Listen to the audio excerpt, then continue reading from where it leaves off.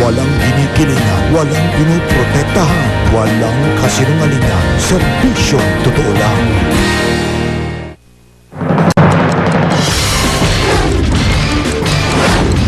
Exclusive! 6 na Indian national na konektado umano sa sindikato ng human smuggling. Arestado matapos tangkaing pumuslit sa Tawi-Tawi. Bahagi ng dagat sa Bataan. Nagkulay lupa dahil sa mataas na red tide toxin. Mga magtatahong at magtatalaba. Problemado sa kabuhayan. Exclusive! Ilang residente malapit sa Mount Bulusan.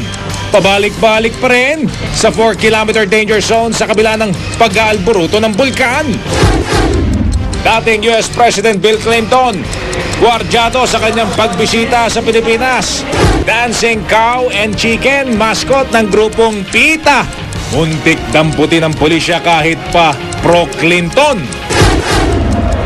Manny Pacquiao at Antonio Margarito, kanya-kanyang pabida sa kanilang media workout. Mga fans, nagkantyawan.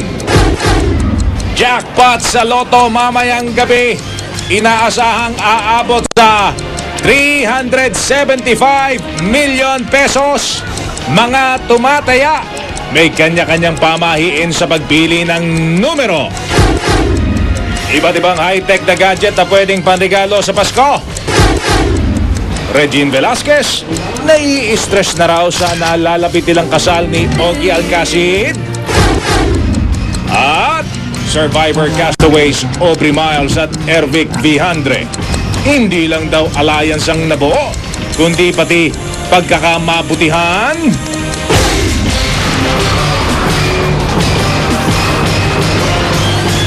Mula sa GMA Network Center, narito si Mel Bianco, Mike Enriquez. Ito ang 24 Oras.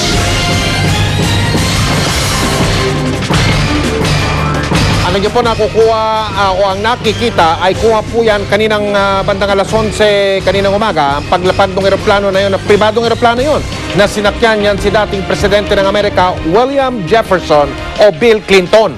Bandang alas 3 ngayong hapon, ayan, nag-courtesy call siya kay Pangulong Noynoy Aquino. Nasa Pilipinas si Clinton para sa isang pagtitipon sa Manila Hotel na dinadaluan sa mga sandaling ito ng mga kilalang personalidad. Ang detalye ng balitang yan, maya-maya lamang. Magandang gabi po. 6 na Indian national na pumuslit sa Pilipinas ang inaresto ng Bureau of Immigration sa Tawi-Tawi. Ang 6 may hinihinalang konektado sa isang sindikato ng human smuggling na nambibiktima dito sa Pilipinas at sa ilang kalapit na bansa. Si Emil Sumangin naka-alerto 24. Eksklusibo. Batay sa monitoring ng Border Management Control ng Bureau of Immigration, galing sa Malaysia ang 6 na Indian national at nagtangkang pumasok sa Pilipinas sa pamamagitan ng tinatawag na backdoor entry sa Bonggao Seaport sa Tawi-Tawi. Nakapagpakita ng pasaporte ang 6 na suspect pero nang busisiin ng Immigration Intelligence Officers, wala itong departure stamp at peke ang mga dokumento. Nakasakay na raw sa passenger vessel ang 6 na Indian national at patungo na sana sa Zamboanga Seaport nang sila'y matimbog. Ayon sa Immigration Regulation Division, ang 6 na Indian national ay konektado sa isang maimpluwensyang human smuggling syndicate na nag-ooperate sa Pilipinas at sa Southeast Asia. Nagkakaroon ng pattern. At minomonitor namin ng isang human smuggling ring syndicate na involved ay isang Indian na may report na kami dyan. Galing na yan dito At nakabase siya ngayon sa abroad. Nitong nakalipas na mga araw daw, hindi rin bababa sa 10 pang Indian national na illegal din pumasok ng bansa ang nasabat naman sa Palawan at Zamboanga Port.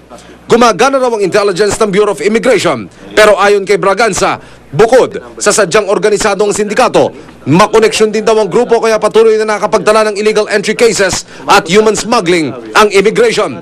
Sa kanilang pag-iimbestiga, pinipili ng mga Indian national na sa Pilipinas makapasok dahil bukod sa mga may kamag-anak na sila rito, may nag-aabang na rin daw na negosyo at hanap buhay dito. Malaking money involved dyan And kung anong kahinatnan nila rito, hindi naman namin sila palulusutin dahil talagang proactive ang ating campaign ngayon sa anti-human smuggling. Aside from, of course, anti-terrorism.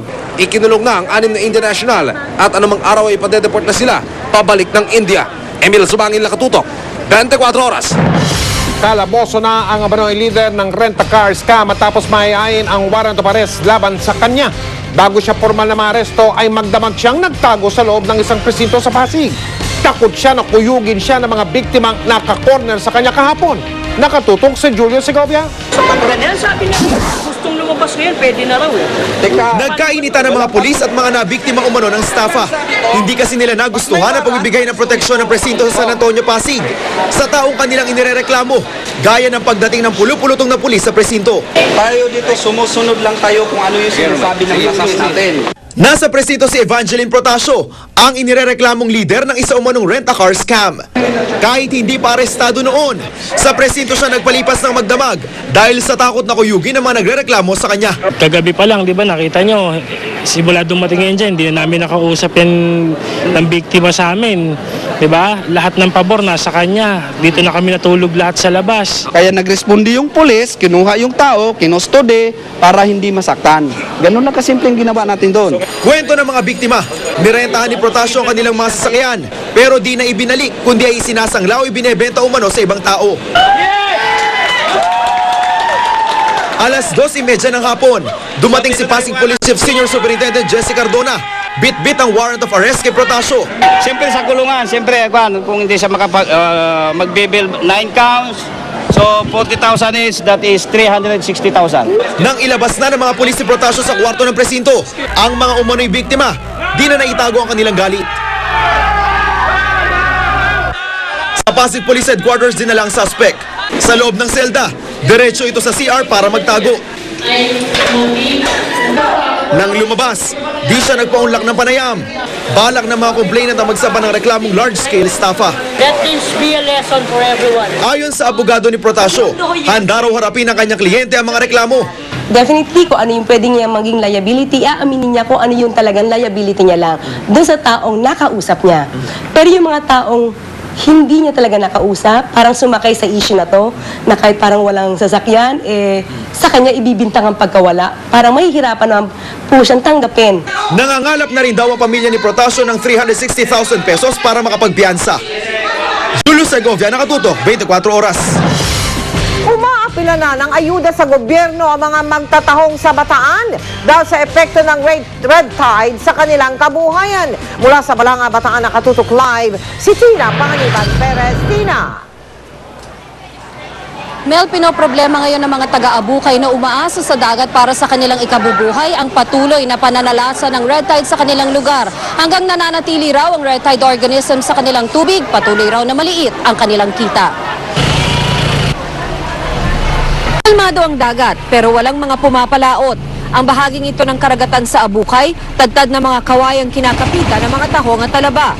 Pero dahil patuloy na ipinatutupad dito ang shellfish ban, walang nangangahas na manguha ng mga shellfish.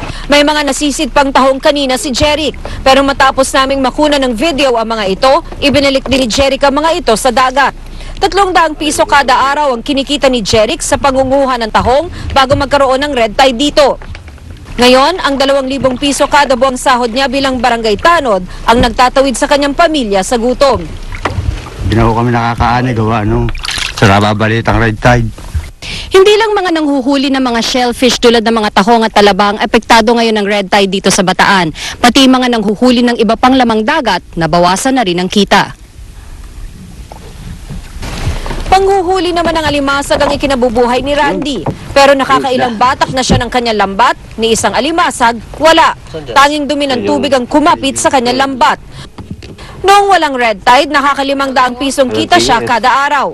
Ngayon, maswerte na raw kung makabenta siya ng 100 pisong halaga ng alimasag. Ibabawas pa raw roon ang 40 pisong gastos niya sa gasolina ng kanyang bangka. Nung wala red tide, pagka tubig ay maganda, minahuhuli kami kahit papano. Ngayon nung wala na mahuli, di pa mabili yung ano. Kaya ang mga taga-Abukay, nagdarasal na sana may dumating na tulong sa kanila.